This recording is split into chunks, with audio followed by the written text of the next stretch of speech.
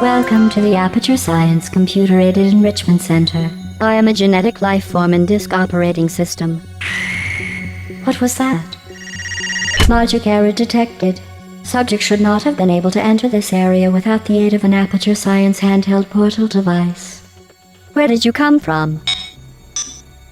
Did Black Mesa send you?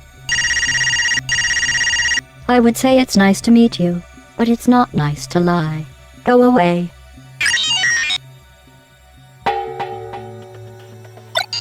Stop. That's not how you use that. That was not part of the test, and as a result you have damaged the testing environment.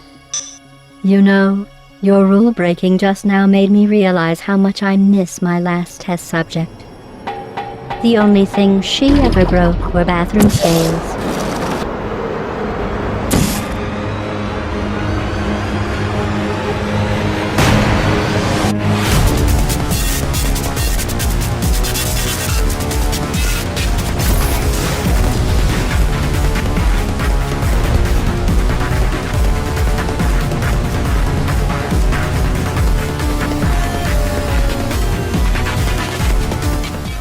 She's the unwilling test subject who refuses to give up.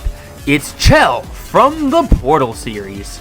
For those of you who've never heard of Portal, Portal is a series of puzzle games that originally released on PC in 2009 and was developed by Valve, the same company who released games like Team Fortress 2 and Half-Life. In this game, you play as a test subject in a science facility known as Aperture Science Computer-Aided Enrichment Center that is run by a corrupt AI called G.L.a.D.O.S. Hello. Ah, it's G.L.a.D.O.S! How'd she get in here? Don't worry. I promise I won't crush you. Wait, what? Are you serious? Because I was about to tell the audience that you lied to Chell and tried to incinerate her at the end of your game. So, how can I trust you? You'll just have to take my word on this one. So, you won't crush me? Cross my heart. Alright then.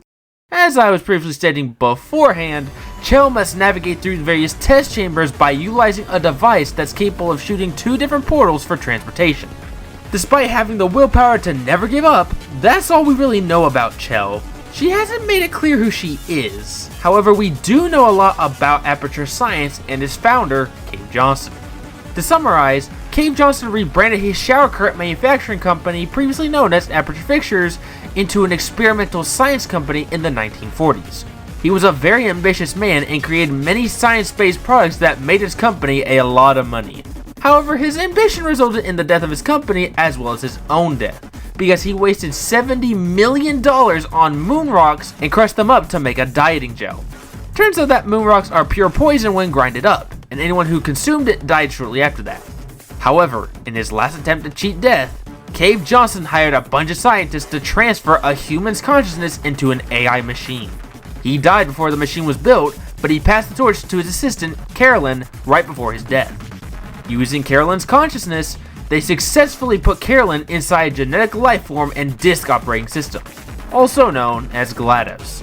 However, despite everyone's good intentions, this one successful project proved to be the downfall of Aperture Science. You see, as soon as Carolyn's consciousness was inside of G.L.a.D.O.S., G.L.a.D.O.S herself became self-aware and filled most of the facility with deadly neurotoxin. She killed many different scientists and trapped most of them to be test subjects for her deadly scientific experiments. And to make matters worse, this just so happened to be on Bring Your Daughter to Work Day, so G.L.a.D.O.S took all the girls and made them her test subjects. So based on what we know, Chell was here the same day G.L.a.D.O.S awoke and took over the facility. Chell was originally scrapped to be a test subject, but because of a certain individual behind the scenes, Chell was considered to be a test subject and proved to be the only one capable of defeating G.L.a.D.O.S. And today, Chell will be put to the test to fight the various mascots on the Super Smash Bros. Roster. So starting off, Chell will be an above average lightweight character. Despite G.L.a.D.O.S' comments about her being fat, she is very fit. She'd have 2 jumps and would be able to wall jump and crawl. But now, let's dive into her costumes.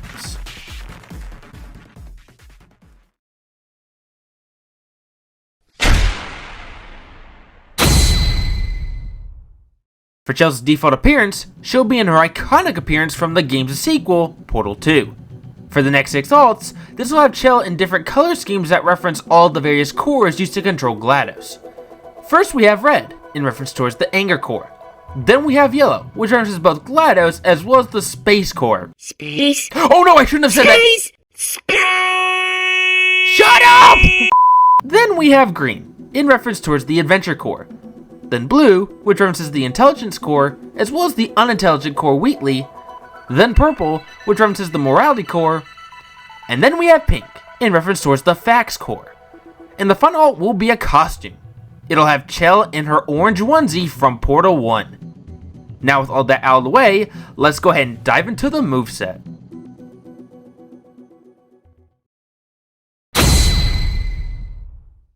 Now before I dive into the neutral attacks, I just want to address something. Chell will not be utilizing her own abilities. That's mainly because Chell here doesn't actually have any unique abilities to use in battle. Unless you want to count Extreme Stubbornness as an ability. No, she always relies on Aperture Science equipment to get the job done. But the main object she'll be using in Smash is the Aperture Handheld Portal Device, or as it's better known as, the Portal Gun. Now in order for this moveset to be made though, I am going to have to break the rules of Portal. No. Yes, G.L.a.D.O.S, I have to. No. Again, G.L.a.D.O.S, I have to. In Portal, you are only limited to 2 portals that you could use per test chamber, and every time you completed a chamber, you had to walk through an Emancipation Grill, which would cause all of your placed portals to disappear. However, for Smash, we're just going to be pretending that G.L.a.D.O.S here invented a special type of portal gun to open and close different portals all across the many different test chambers throughout the series. It'll also have the ability to place portals in the air as well as on any surface. I hate you so much. Yikes, G.L.a.D.O.S, no need to get mad at me. I'm just trying to create a moveset that's fitting for Chell. That's you. That's how dumb you sound. Okay, G.L.a.D.O.S, let's calm down and think about it for a minute. This is Chell we're talking about. She's well known for breaking your rules, so it only makes sense that she'd break your game rules to fight in Smash. I think I may have broken G.L.a.D.O.S, or maybe she's just buffering. Anyways, even though Chell will be using the portal gun for this moveset, there are plenty of attacks where Chell won't be using the portal gun's main mechanics. Like her jab, for instance. Chell's jab will be a 2-hit jab where she punches forwards twice, with her last punch having the portal gun in her hand. The second hit deals more damage, but it also moves slightly slower. For the dash attack, Chell will perform a shoulder tackle. It's a surprisingly strong dash attack, but it does have a bit of end lag. For the side tilt, Chell will kick her leg forwards a single time. It doesn't deal a whole lot of damage, but it does have an insane amount of knockback. You might be wondering why that is. Well, you see those boots that she has? Those are Aperture Science's trademark long fall boots. It's a very expensive pair of boots that are capable of keeping the wearer safe from any and all fall damage so that they don't break their legs during tests. So to properly reflect the scientific properties of the boots, it'll have double the amount of launch power every time you hit somebody with these boots. This move can also be slightly aimed up or down. For the down tilt, Chell slams her portal gun on the ground. It's a pretty strong down tilt, but has a bit of end lag. For the up tilt, Chell performs a kick upwards, then slams her foot downwards. Again, because she's using the boots, this move has a lot of launch power. Now for the smash attacks, this is where Chell starts to open portals from all over Aperture Science. So for the forward smash, Chell will open a portal in front of herself and a defective sentry turret will appear right in front of herself. But as soon as it appears, it makes a bunch of clicking noises, then explodes, which deals a large amount of damage to anyone that happened to be too close. If it wasn't apparent, this smash attack is one of Chell's deadliest, as it has the ability to KO foes at early percentages. But as you might have guessed, there's a tad bit of start lag and a lot of end lag, more so than usual even. For the down smash, a portal will appear diagonally above Chell and will slam a spike plate downwards. Now this smash attack has 2 unique properties that differ if the opponent was on the ground or in the air. If the opponent happened to have been on the ground directly beneath the spike plate, then they'll immediately get buried in the stage. However, if they happen to have been in the air or on the edge of the stage, then they'll immediately get spiked downwards, which could cause them to get KO'd depending on their damage percentage. Despite this sounding like a great tool to use, it has a lot of start lag and even more end lag. For the up smash, Chell will place a portal on the ground slightly in front of herself that shoots out an Aperture Science laser directly upwards. The laser is very thin and has a very small hitbox, but it makes up for it with its incredible launch power and super long range. Seriously, this smash attack might even rival Simon and Richter's up smashes distance, as it'll travel really high into the air. But because of this, it has a little bit of start lag and a lot of end lag. For the neutral air, Chell kicks her legs in a circular motion. Despite looking like a spinning move, it only launches foes on impact. For the forward air, Chell will kick her legs forwards twice. It deals a good amount of damage if the player got hit by both of the kicks, but doesn't launch them nearly as hard as if they got hit once. For the back air, Chell kicks one of her legs backwards, which can launch foes pretty far at higher percentages. For the down air, Chell kicks both of her legs downwards. As you might have guessed, this move has the ability to spike opponents if they happen to have been directly beneath Chell. And finally, for the up air, Chell kicks her leg upwards, which can launch foes into upward angles. What's going on? Oh, you're back! Sorry if I unintentionally broke you earlier. But hey, the worst is behind us. Oh, good. But now we must continue the moveset with the special attacks. Unbelievable. Hey, I said the worst was behind us, I didn't say it was finished. But now, where Chell portals in is with her special attacks.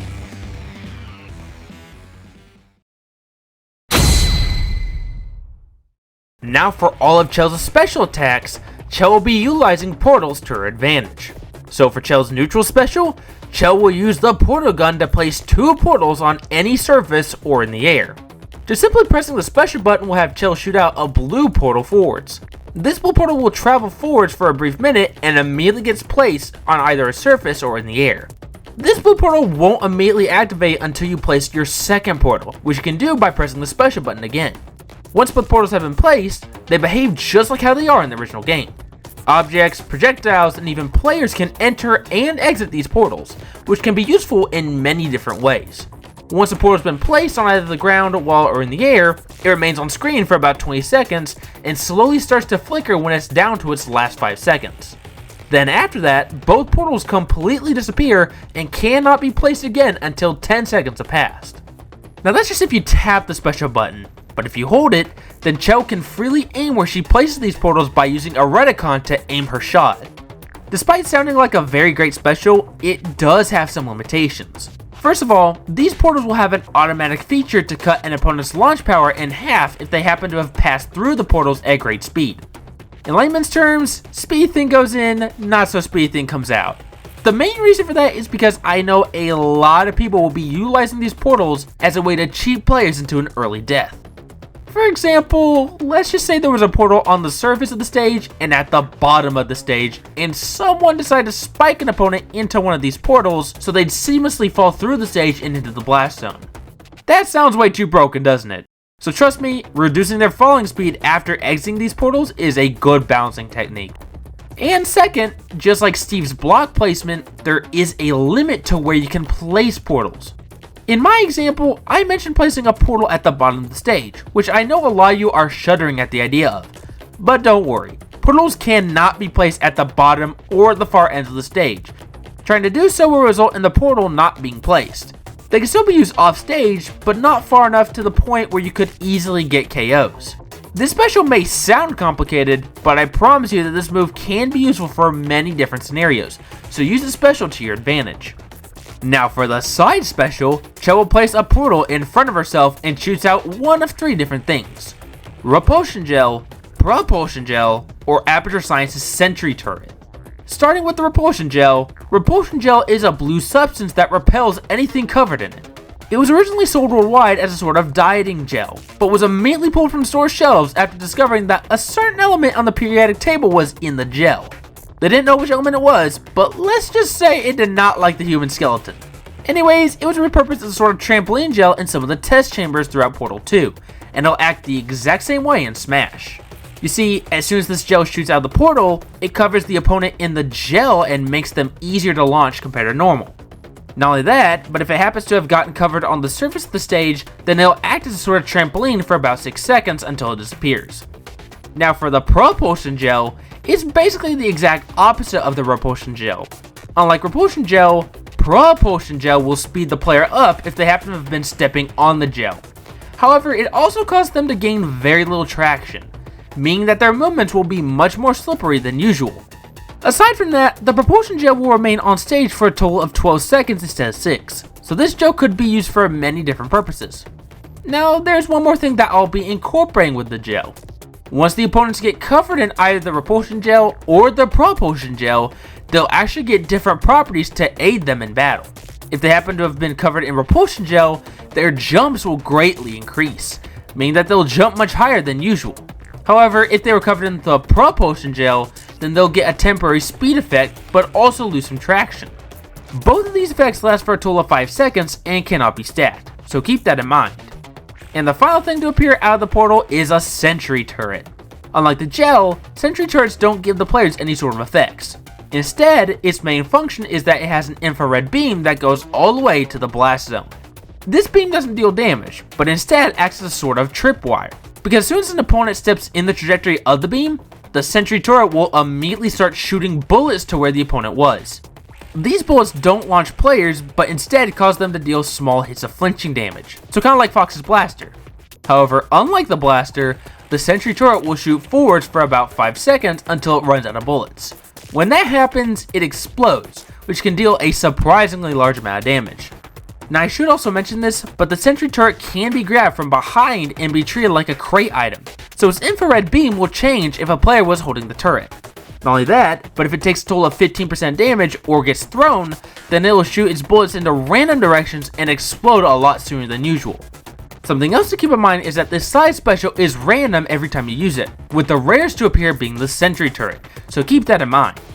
Now for the down special, Chell will open a portal above herself, which drops a weighted storage cube onto the stage.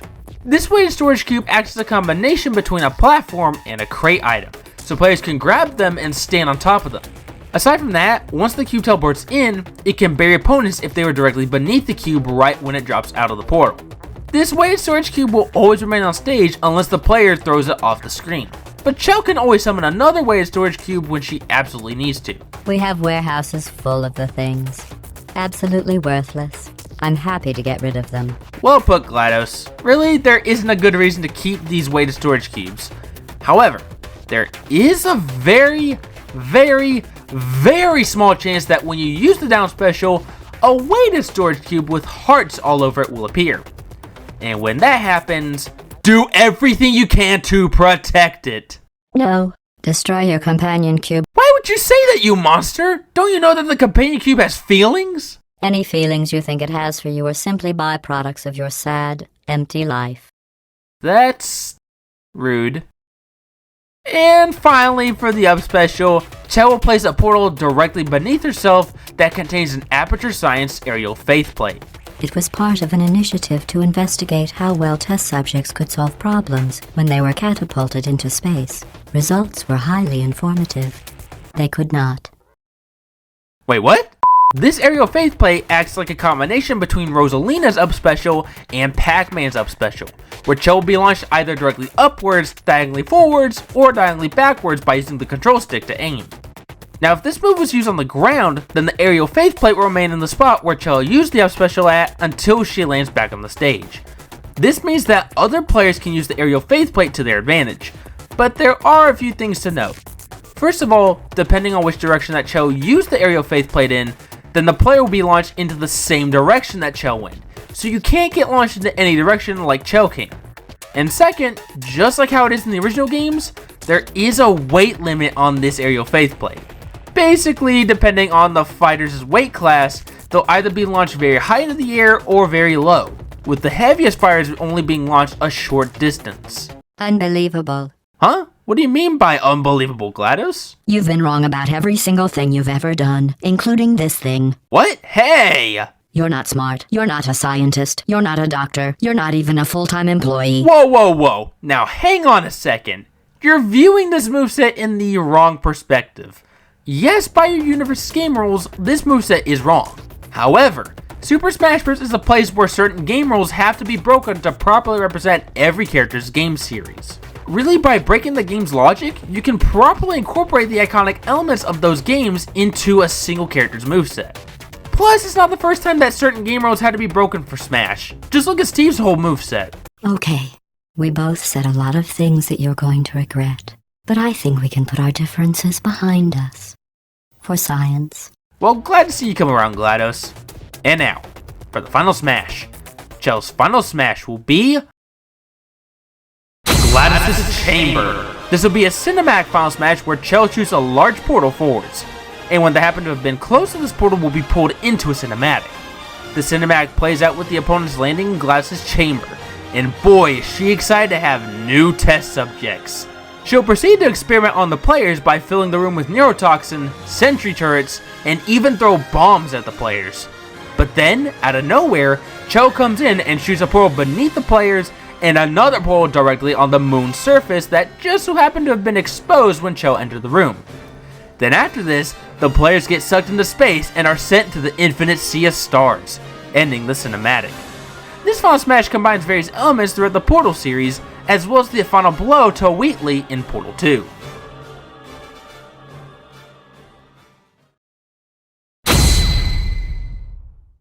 The stage of choice is Aperture Science from Portal. This stage's layout changes every time you choose the stage, just like the Super Mario Maker stage in Smash. However, what makes the stage unique compared to others is that the players are fighting in the test chambers of Aperture Science, which means that there will be various tests that the players will have to solve in order to move on to the next test chamber. There will be a grand total of 30 different tests, with each one being based on the actual test found within Portal 1 and Portal 2. Once you complete the test, you'll get an item and immediately be sent into the next test chamber by using a large portal that engulfs the entire stage. In the background, you can see various screens showing either Wheatley or G.L.a.D.O.S, and even Atlas and Peabody trying to solve another test in the background.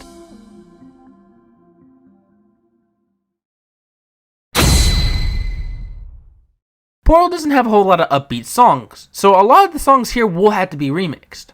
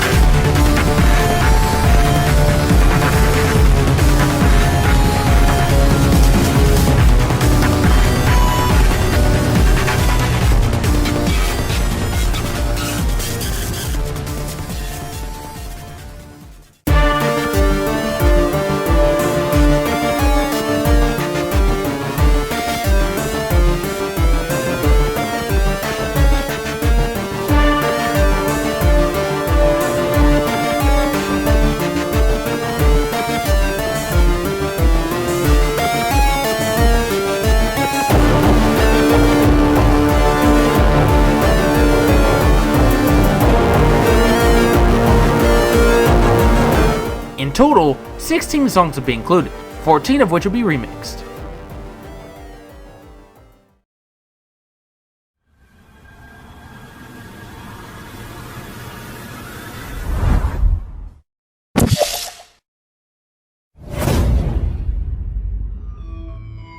And that would be if Chell joined Super Smash Bros. Do you know the biggest lesson I learned from what you did? No. What'd you learn? I thought you were my greatest enemy, when all along you were my best friend. Really? G.L.a.D.O.S, that's very kind of you to say that. Sarcasm self-test complete. Good, that's back online. Wait, what? G.L.a.D.O.S, I thought we were becoming friends. Don't you have a heart? Oh, come on. I don't actually have a heart. Yeah, I can tell. Anyways, Chell would certainly be a very interesting fighter in Smash, and I think with both Portal 1 and Portal 2 on the Nintendo Switch, the possibility of Chell actually joining Smash just became slightly more likely. I still personally have my doubts, but she'd be an interesting fighter for sure. Anyways, do you have a character you'd like to see be given a Smash moveset? If so, let me know in the comments down below. And while you're at it, why not hit subscribe? That way you can get notified when I put out any Super Smash Bros. Moveset videos. As always, thank you all so much for watching, and I'll see you all in the next one. Goodbye.